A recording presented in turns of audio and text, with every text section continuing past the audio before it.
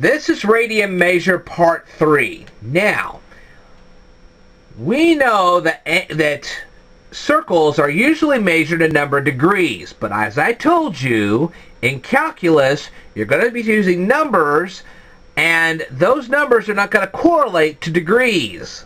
And this becomes a real big problem. So now we're going to be using radians. Alright? And now I've told you pretty much what a radian is and what a unit circle is.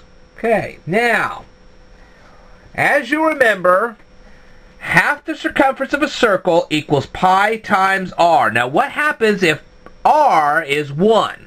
Okay? Let's say we're dealing with a circle in which the radius of the circle is 1 inch. Alright.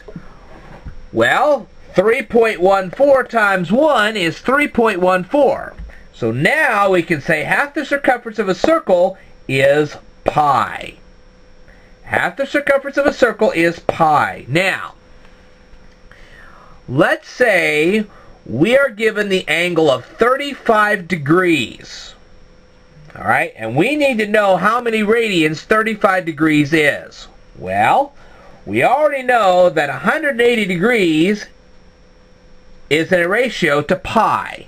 Okay? 180 degrees is in a ratio to pi, because that half c is pi. Now let me show you this so you can get an idea here. Okay? Let's change the 1/2 c into 180. Okay? So we have pi here. We have 180 degrees. Okay? Now, we divide both sides here by pi,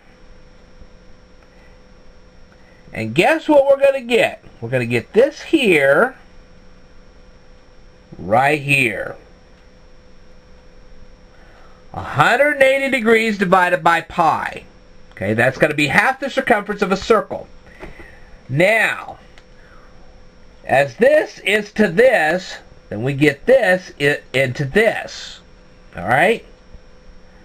So, we're saying that pi here at this point represents radians.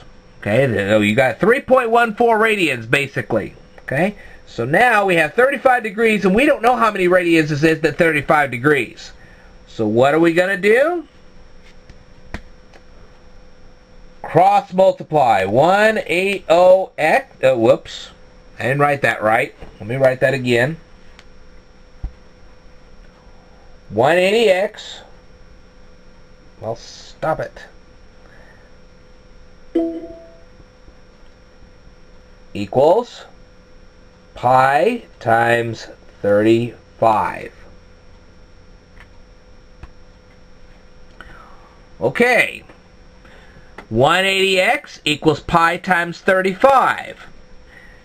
Now, obviously I'm not going to sit here and do a bunch of arithmetic for you.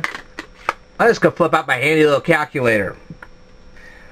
So let's take 3.14 times 35, and that gives us 109.9. Now we could go off to like 50 million decimals, but we're not going to do that. Okay? And then we're going to divide that number by 180, and that gives us approximately